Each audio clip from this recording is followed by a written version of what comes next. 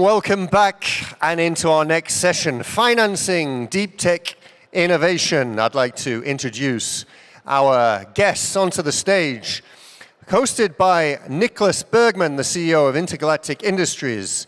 We also have Francesca Bria, the president of CDP Venture Capital, and Hermann Hauser, the co-founder of Amadeus Capital and the EIC Fund. Thank you very much, Nicklas. The floor is yours. So, we've got lots of money here. What we're going to do with it? That's the question, basically. Yeah? We got a lot of money on stage now, definitely. So, welcome, everyone. We just said good to see so many people still here, although it's 20 to 6, and it's been a full day, long day for most people, yeah. So, yes, welcome. We're going to discuss deep tech investing and how to do it, actually, and what's the repercussion for Europe and all that. There's Francesca Bria from, just so I get it right, the Italian National Innovation Fund. And usually we don't brag about money, but 5 billion euros under management, right? And the distinguished Mr. Hermann Hauser, Dr. Hermann Hauser from Amadeus Capital, who actually turned 25 yesterday. Not Hermann, but the fund. So congratulations to that. Thank you. And as said, myself, I spent roughly 20 years as a business angel in deep tech. So we're going to discuss some of these issues here. And the first thing I was thinking about was just give me some reflections on your ecosystems, like from Italy, for example, to start with. Deep tech, innovation, what's happening in your part of the world? Okay, so good afternoon, Brussels. It's really great to see people still here. I think from the Italian ecosystem, I'm going to give you some good news, I would say, because we are seeing we are, as a fund, infrastructuring, let's say, the Italian ecosystem and the market. And we started with 1 billion fund 3 years ago, and we now have 5.3 billion of asset under management. And also the Italian market, 2 years ago, it was about 600 million investment in VC, so very low compared to our peers. And now we're expecting 2.5 billion by the end of the year. So we see the market responding. So our role is to invest in all the cycles, all the life cycles of the startup, from early seed until the large ventures. And we invest in indirect form, so we have 10 funds which are active. One fund is a fund of funds, so we have now invested in 22 venture capital funds in key sectors of the Italian economy. We have a network of 20 next-generation accelerators. So really they attract a lot of private money, they attract the network of business, industries, corporates, and also other form of investors.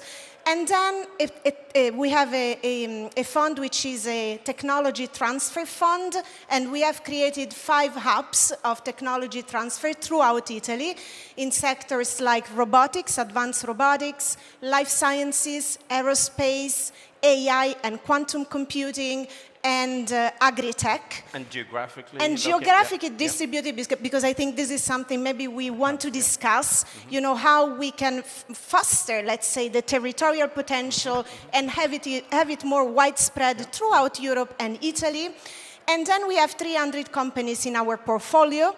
So that's where, of course, we also invest, and we work a lot with the European Innovation Council and, let's say, with all the actors, also the European Investment Fund, to kind of try to co-invest. So we are part of the multi-billion fund that the EIF set up for the Tech Champion initiative. And of course, we also want to make sure that the companies in our portfolio can be successful in the EIC accelerator and so on.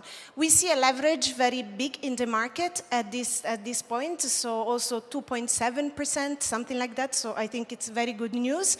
And I think to say maybe One side, the corporates, I think they make a difference because we see where Italy can have an industrial potential. For example, we have a region, but we can discuss it maybe a bit later. I don't want to monopolize, but we are very strong in the automotive sector in the center of Italy, the Emilia region.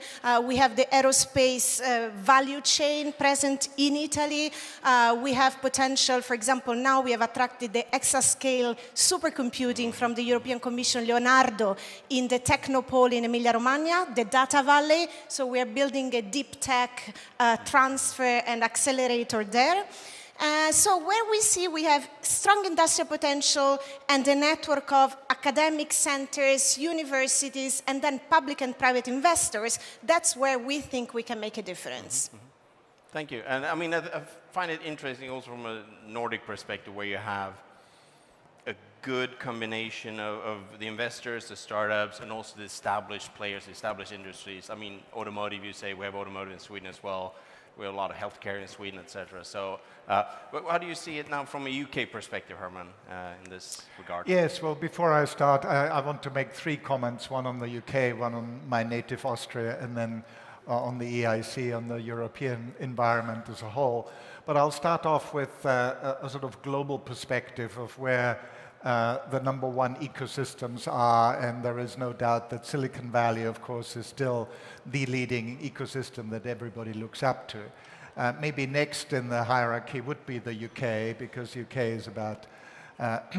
Oh, that's what you think now, yeah, of course. Is by far the most vibrant VC and high-tech community in Europe. Then comes Europe, and then comes Austria right there. And the gradient used to be very steep. The order is still the same. Silicon Valley is still up there. The UK is still ahead of Europe. But the gradient has become a lot shallower. And even Austria now has 3 unicorns. So things are developing in the right way.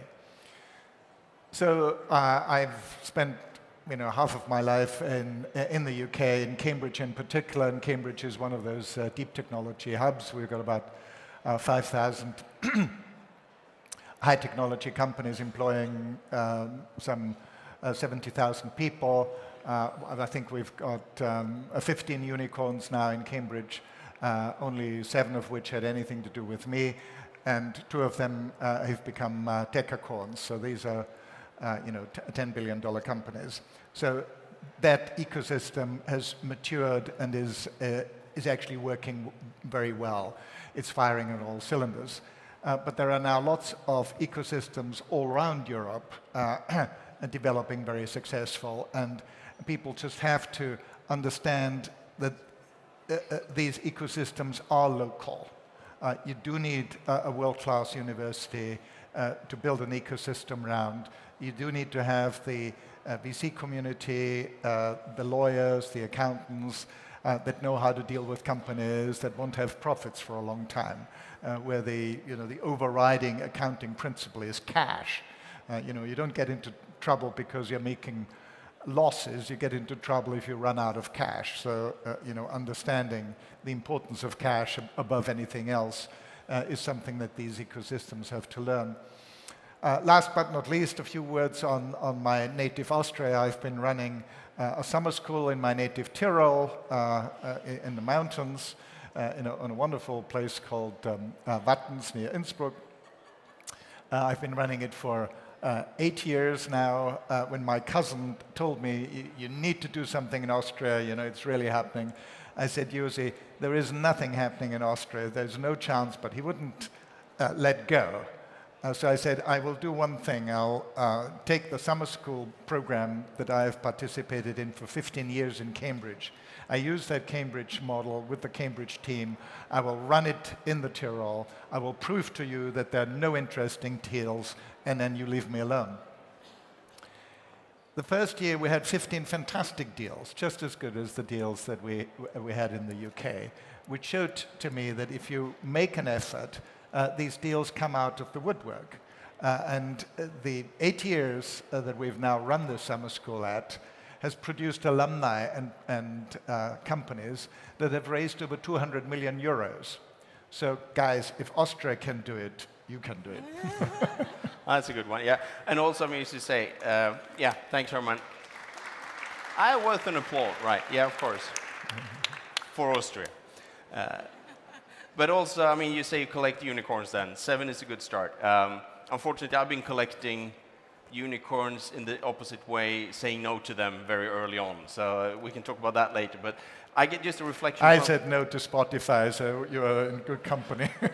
I said no to Spotify earlier than you did, I can say. But anyway, right. But what's interesting, I can see from the ecosystem is that all these startups, the successful ones, I see quite a lot of these entrepreneurs that are cashing in, doing something else, starting funds, doing their own investments, and actually moving from a lot of gaming, software, IT-centered stuff to more deep tech, sustainability, impact investing. I can see that a lot in the Nordics. Is that something you've seen as well? Well, I think there is an imperative, the one of decarbonizing the economy and the value chains, making them more resilient and obviously digitalizing. And I think, this is not by chance that the first kind of real Europe investment plan, the Next Generation EU, has these clear priorities: digitization, the green transition, and also doing that with social cohesion. So making sure that you have an impact and a return that's also good for society.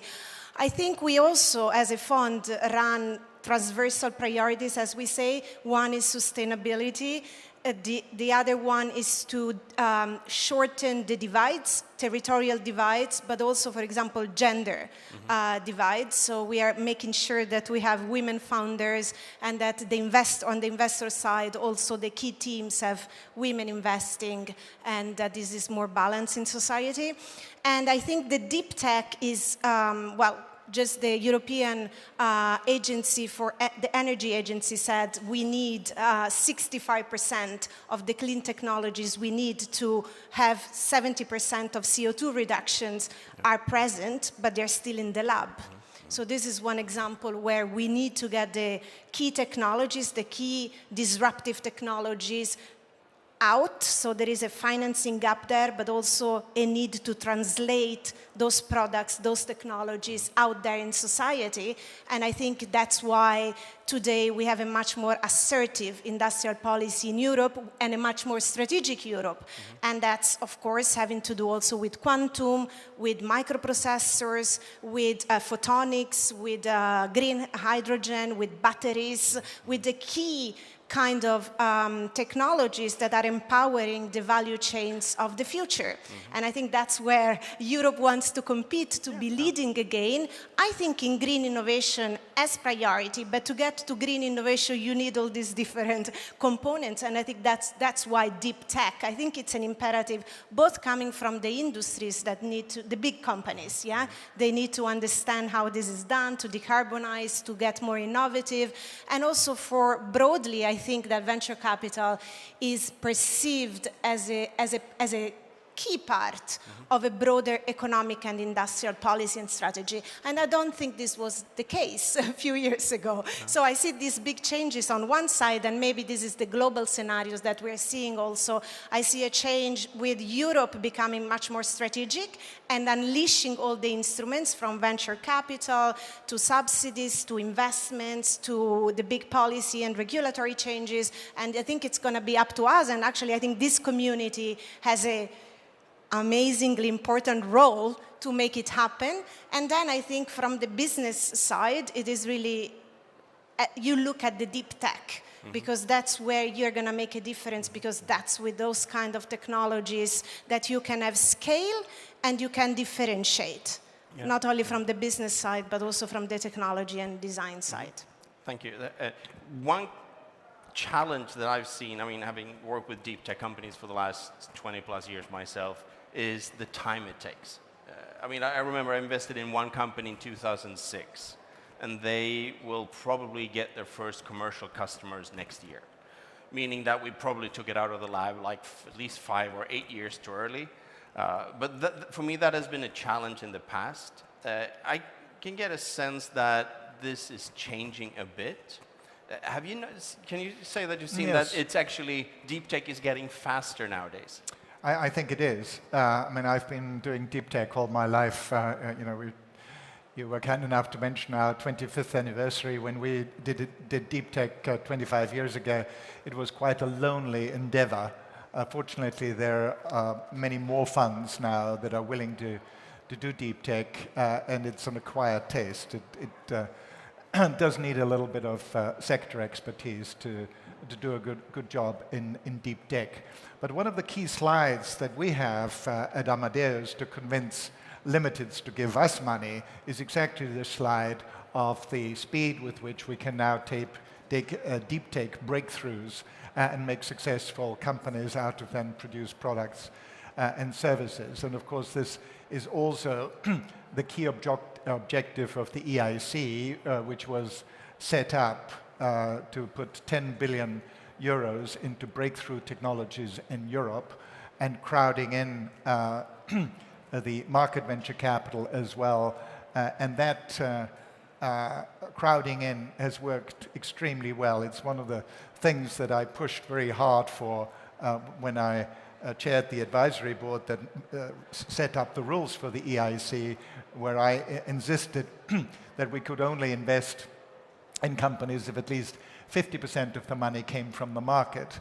And the two reasons I had for that, and I'm very glad that everybody on the committee agreed, was that one, we needed the due diligence capability of the market to help us make a sensible decision and not waste the money, as many government funds have done over the years, investing in companies that we really shouldn't invest in because it ties up good people doing the wrong thing. So that was one reason.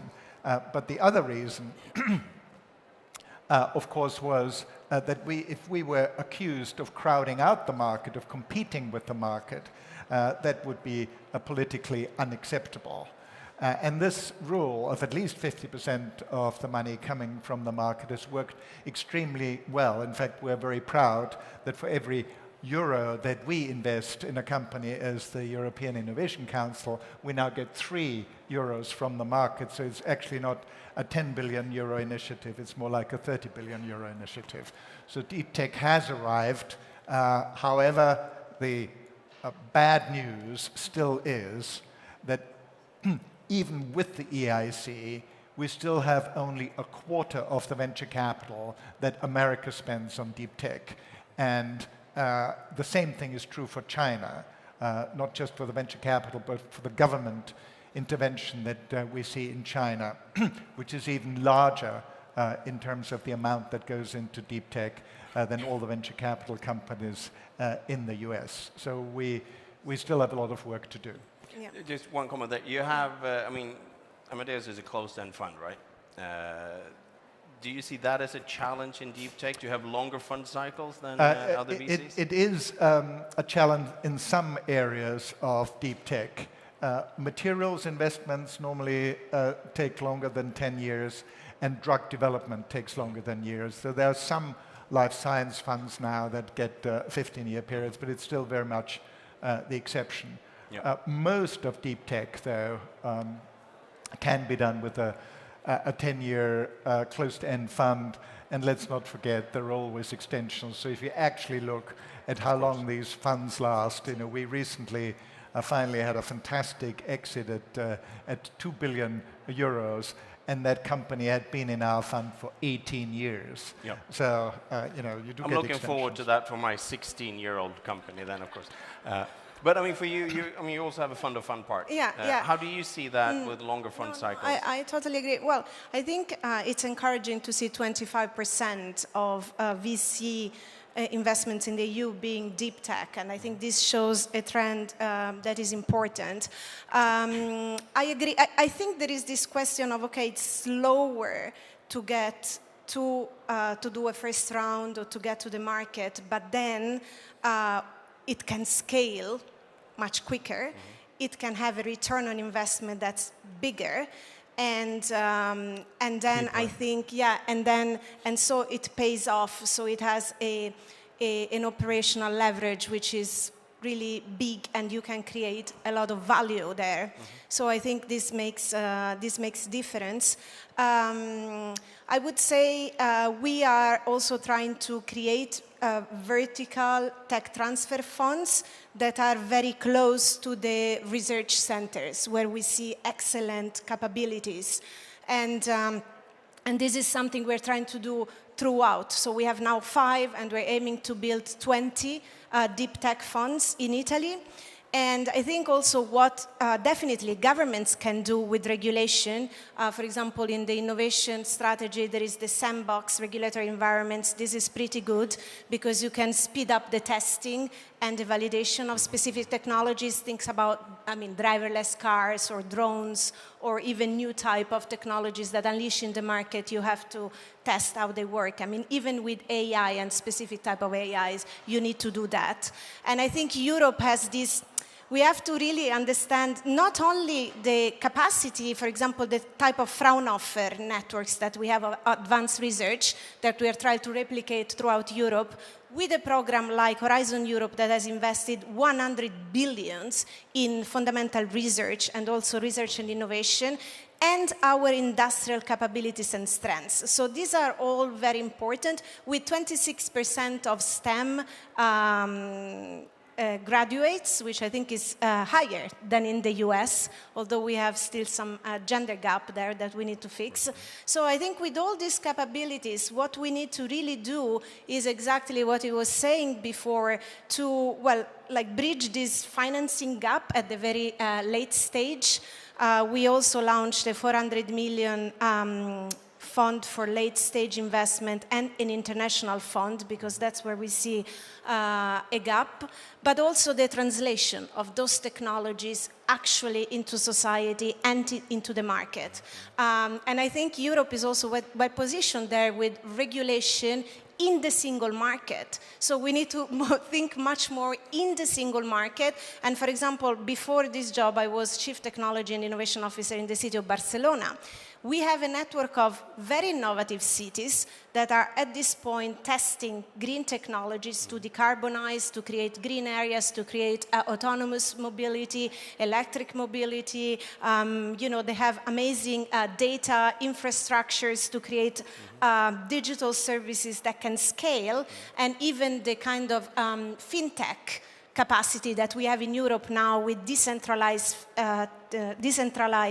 finance, and I would say also the blockchain, smart contract kind of environment. We have a lot of amazing security and privacy enhancing researchers in Europe, so the potential is there for deep tech to get finally, to produce this kind of big companies that can make it into the market and create real value. Yeah. So I think it's probably coming, yeah. I'd like to add 2 things to two very important points that you made. One was this point about scale-ups. Few people know that Europe actually produces more startups than America, so we don't necessarily have a startup problem, we have a scale-up problem. And the sad thing is that Europe is still very rich. We've got the money, so we've got an asset allocation problem. We just don't put the money into these risky situations. The EIC helps, but it's still not enough. And I often feel that the biggest risk we have in Europe is that we're not taking enough risks. So that's the point about scale-ups. But the other point, a very important point that you made, is enlisting corporate venturing from our large companies.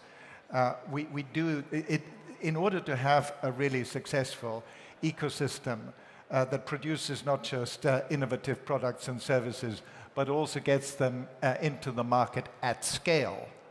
You do need the cooperation of large companies, and corporate venturing is the right way to do this, to get the expertise of large companies to inform the startups and the smaller companies of the really important problems that they need to have solved, and also provide access to market, because they normally have distribution networks that, of course, are much superior to startups. But how do we do it? Say European investors to take more risk. I mean, for good reasons, European VCs in the past decade or so has been focusing a lot on IT software because there's been some amazing returns available there. But how do you get those European VCs to be more curious and more interested and invest more in deep tech? Because it's, I mean, in my opinion, it's fundamentally different to do SaaS companies or do material science or whatever it is, because it's two different worlds. Well, unfortunately... Are they equipped for that? Yes, fortunately, the sector distribution is changing because people do realize the phenomenal returns that will be associated with creating very successful quantum companies, for example, as you mentioned, or breakthroughs in synthetic biology, which in my opinion long term is probably the most important new technology because it will change our health system and the way we look after our own health and our own our bodies. So and VCs aren't stupid. They go after the sectors where they expect the best returns. And the good news is that the first time in history, European venture capital now gives better returns than American venture capital. And because we're in a capitalist society, fortunately, the money flows into areas where there are the good returns. So fortunately, we get a bit more money now than we used to in the past. The problem is that the distance to the US is still so big that there's a big gap to fill. Yeah, of course, of course. The last thing I think we were trying to cover here is European deep tech startups and investors in relationship to, related to the Green Deal that European Commission has, the CHIP Act, the focus on material science and material needs. How do you see that, those initiatives compared to what we have in the ecosystem in terms of entrepreneurs, innovations, and investors? I see them in a very integrated way, and I think actually this flows very well from from what it was just said, because the challenges are so big.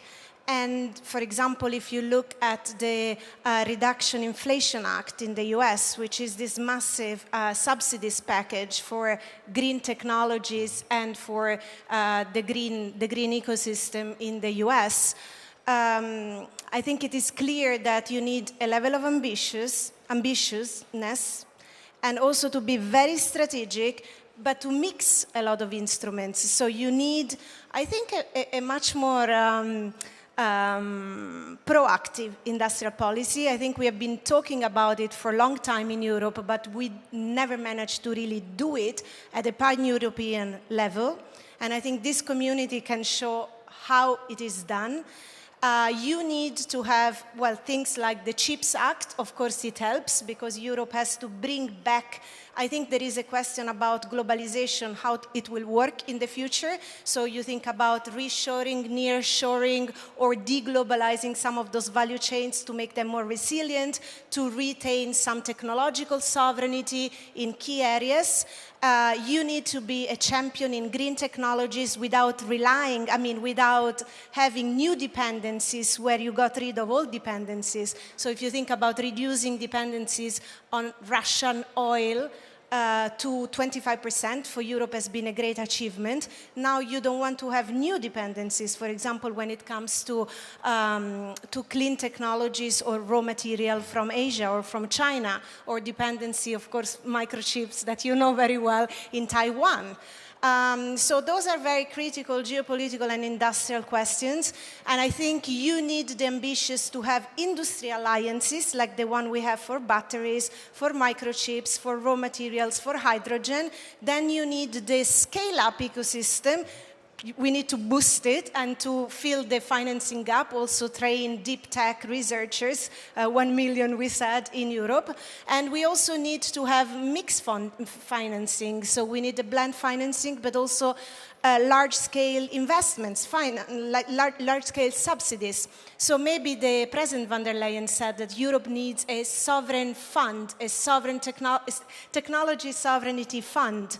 And I think this is a very ambitious proposition and is about, giving the financing and the strategy needed for the Green Deal to succeed. So maybe a question could be, how do we see this happening? Because I think this community will contribute to a European sovereign fund if this gets done. Yes, and the obvious segue to Hermann for the tech sovereignty, right? Maybe I can say a few things on technology sovereignty since I'm just writing a book on it. And the reason why I'm writing a book is my experience with ARM and NVIDIA and Trump's behavior in the weaponizing the American dominance in silicon software design. So the good news is when an American company called NVIDIA was trying to take over a European company called ARM, which I had something to do with, we managed to defeat them because the consequences would have been dire. We would have had an American monopoly in microprocessors all over the world, and we would have had to ask permission of the American president to use our own microprocessors. I mean, it really was one of those horror scenarios. Fortunately, the Americans themselves felt that this was anti-competitive, and everybody, including the very combative European competition authority, and to my surprise, also the British CMA, the Competition and Mergers Association, came out strongly against the deal, and we managed to win that. It's one of the rare wins for Europe. So back to the issue of technology sovereignty.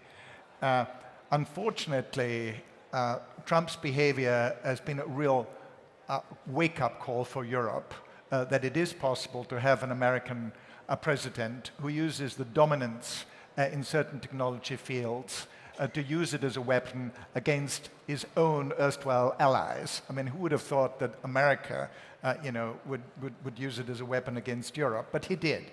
So, but maybe that was a good thing because it just made us aware that we have these dependencies on America in a small number of technologies.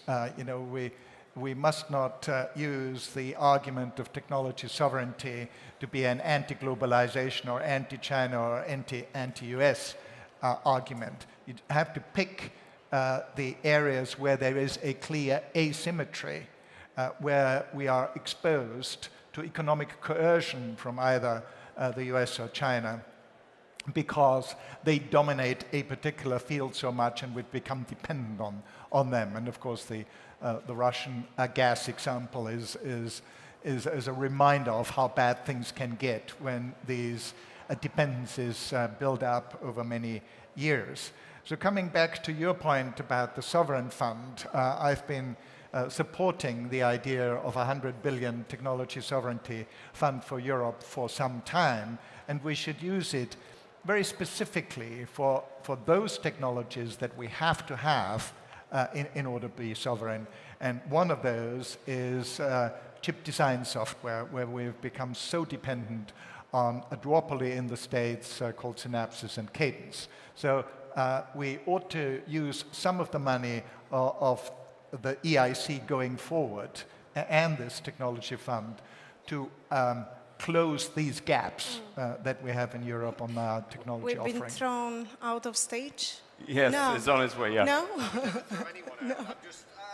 There's three of us and one of him.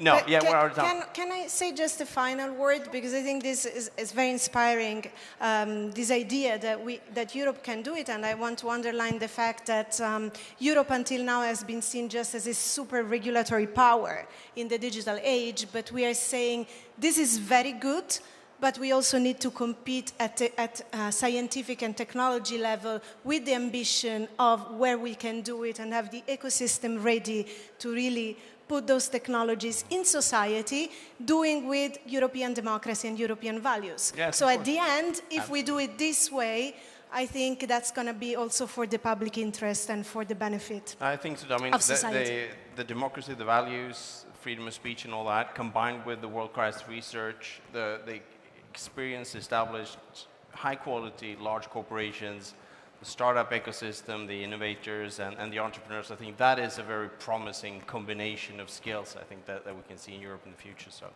Hermann, Hauser, thank you much. Francesca, Bria, thank you very much. Thank you. Big round of applause, especially as well to Nicklas. Thank you very much. Fascinating discussions.